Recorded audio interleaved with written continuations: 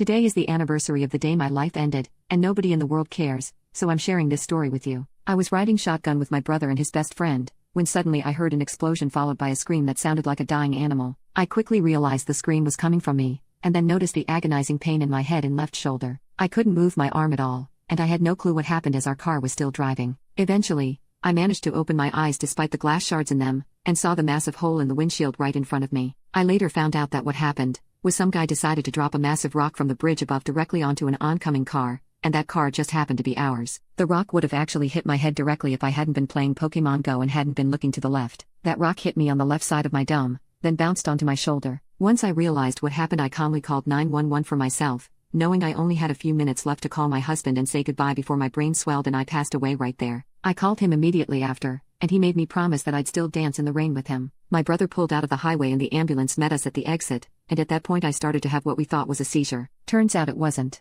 I was going into shock, which came with violent shaking that resembled convulsions. I remember laying in that seat, seeing the emergency lights flashing, and the door opening to reveal several EMTs and a couple of state troopers. Behind them was my husband's face. He looked calm and loving. He's always been my rock. He didn't want my last moments to be seeing his face in panic. I smiled at him, and focused really hard on trying not to give in to the shock or lose consciousness. I thought of my best friend who lived nearby, of the past 10 years that we'd spent together, how everything with him had gone to poop because of his addiction. I thought of my parents. The EMTs were trying to figure out how to move me to the stretcher, and because I had shards all over my neck, they couldn't put a neck brace on me. My neck didn't hurt, so I was fairly confident my neck wasn't broken. I stabilized my own head, looked straight forward, got up and laid myself down on the stretcher, because that was all we could do. My husband stood by in silence, and I looked at him and reassured him everything was going to be fine. Those might have been my last words. When I got into the ambulance, a state trooper had shown up and was photographing me and my horribly messed up shoulder for the investigation. Of course they hadn't caught the person who dropped the rock, and in my crap hole of a city where crime now runs rampant,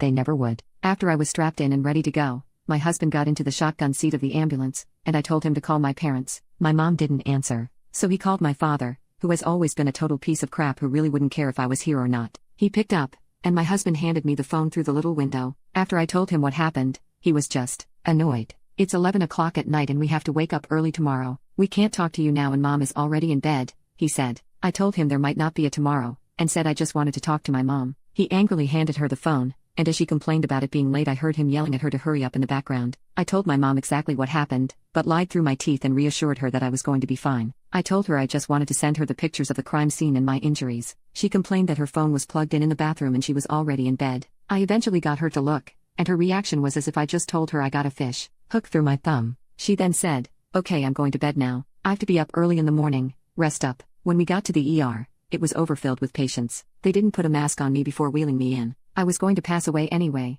so it didn't really matter much. I lay in that bed, my body feeling like it'd been run over, for 3 hours. No one washed the glass from my eyes. No one checked on me after the x-rays and CT scans. They refused to give me anything for the pain, and finally showed up the last hour with some Tylenol. I think I actually laughed. My husband stayed by my side, calmly talking with me the whole time. I realized in that moment that this was the summary of my life. My husband was the only one there as I lay in what I thought was my final hour, and I had never felt so effing alone. After I was taken to get x-rays and a CT scan, I called my best friend of 9 years, who lived 5 minutes from the hospital. I told him what happened, and he freaked out, asking me if I wanted him to come. How the F was I supposed to respond to that? I was like, if you want you can. He was broke, so I told him we'd call him a lift. Another hour passed by and he never showed up. My husband texted him after that hour and he told us he was just getting in the shower. That hit me like a ton of bricks. Somehow the tests came back and I hadn't broken anything or gotten any brain damage. No one could possibly understand this, but I wasn't happy. All I had to show for this was huge bruising and soft tissue damage. Before this,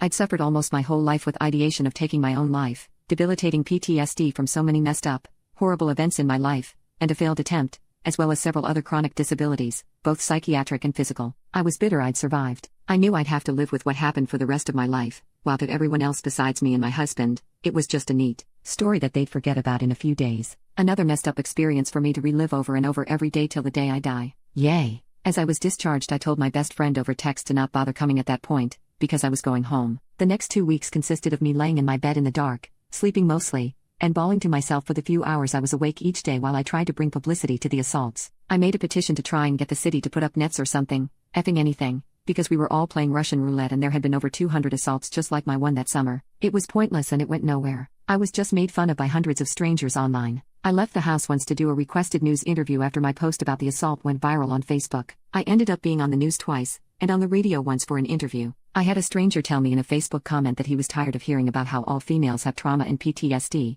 that I should stop self-diagnosing myself. I am very much professionally diagnosed, and that the problem was that I was soft and needed to get over what happened because nobody cares. I've been questioned by people about the validity of my story. I've been stopped on the street by locals, telling me it doesn't look like my head was hit that hard. My story has been invalidated over and over. I've been asked by my brother's girlfriend if I'm sure I was actually hit in the head, and questioned about why it affected me so much since all I got was just a bruise. I was told by hundreds of people how lucky I was that I didn't suffer permanent injuries or die. How I should be grateful, that out of millions of cars, mine had been targeted, and that out of all the places the rock could have landed, it landed directly on my head. No one understands how infuriating it is to be told you're lucky after something like this happens. Nobody understands how insensitive it is to tell a survivor that they're lucky. And guess what? Because they mean the best, all I get to do is swallow the hurt and thank them, and be told off for complaining about people trying to be nice. My husband, my high school sweetheart and legal caregiver who I've been with for half my life, stayed so strong for me for so long, which I feel so terrible about. But after about 5 months, he couldn't hold it in anymore and just absolutely broke down for a couple of weeks. He tried so hard to not make it about him, but he's messed up from it too. He drove so fast to meet the ambulance that night because he wanted to see me alive one last time. In the 2 weeks following, I ate a few pieces of meat during one of the days. That's literally it. 1 meal in 2 weeks. I felt that if I left that bed, I wouldn't be safe. And since then, anytime I leave I'm fully expecting to be suddenly violently assaulted or unalived. My alcoholic ex-bestie couldn't give me a good reason as to why he didn't bother showing up, but after what I found out about him and how bad of a state he really was in before I cut him out of my life for good, I'm not shocked at all. That's a story for another time, but in case he reads this, F you man, you're literally the worst best friend someone could ask for and a crappy effing useless person. I'll add that many months later he stayed at my house to help me as I was about to be hospitalized for my eating disorder, and stole hundreds of dollars, grass and alcohol from my husband and me to fuel his addiction. That was the last straw before I cut him out for good. My parents never called to ask me if I was okay after that. And after a couple of months, my mother freaked the F out because I wouldn't fly across the country with 1 day's notice to have her dog put down, regardless of what I was going through, because she couldn't stomach it. I effing lost it when she gave me that call. I told her that she hadn't bothered to come to my state when I was likely passing away at the hospital, and that it was absolutely ridiculous that she had the audacity to be ticked off at me for not being able to accommodate a $600 plane ticket to fly out the next day to have her dog put down, when I was about to host guests. After she assured me her and my father's reactions were my fault, because I sounded so calm on the phone and played the situation down, so we went no contact for months following that. Turns out she was diagnosed with a disease that affects her reasoning shortly after though, so I guess I'm not even allowed to hold it against her, right? She ended up apologizing for her behavior eventually, and I let her back into my life. So after being nearly unalived, I lost my best friend, and parents for a while too. My brother has always had issues with empathy. When I told my brother after getting back home that I had a feeling the reality of what happened was going to hit me like a truck the next day, and that I'd be sad, he looked at me quizzically and said, "I don't understand why you'd be sad about it. If it were me it wouldn't really affect me at all." There wasn't even anything I could really say about that. There's no point in trying to explain what I was feeling to someone that couldn't possibly understand. I spent the next year with my eating disorder spiraling out of control, reliving the pain of what happening over and over again anytime something fell in the kitchen, I heard or saw glass breaking, or heard a loud, sudden noise. Every time I get in a car, anytime I see a car, anytime I see an overpass or drive under one. It took me months to be able to ride on the freeway again. And every time I leave my island to go to the city,